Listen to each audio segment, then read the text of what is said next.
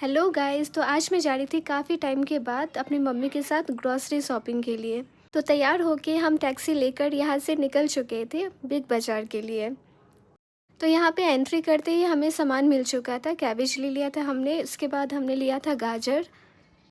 अब यहाँ पे इस पॉइंट पे तो आप लोग को समझ ही आ रहा होगा कि हम लोग क्या बनाने के लिए सामान लेने आए हुए हैं। तो हमें पास्ता बनाना था, जो कि हम यहाँ से ले चुके थे। उसके बाद हमने चॉकलेट्स लिए कुछ, और ये देखो इतना छोटू सा डेयरी मिल्क। फिर हमने ये सामान ले लिया था यहाँ से।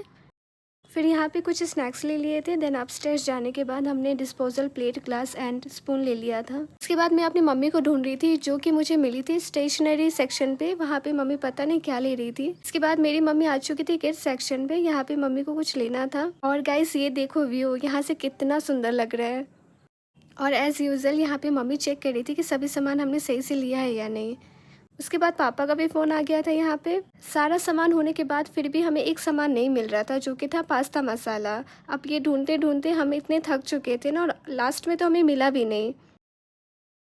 तो हमने सोचा कि पास्ता मसाला हम पास के शॉप से ले लेंगे। और इस पॉइंट पे ना मेरी तबीयत भी बहुत ज़्यादा ख़राब थी, बट फिर भी मम्मी को समझ नहीं आ रहा था कि क्या शॉपिंग करना है, तो मैं आ गई साथ में। यहाँ पे थोड़ा जो भी सामान था वो हमने कलेक्ट कर लिया था। लेने के बाद हम यहाँ से निकल चुके थे।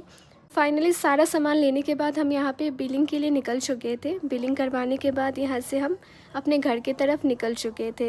और ये प्यारी सी व्यू है यहाँ से। Thank you.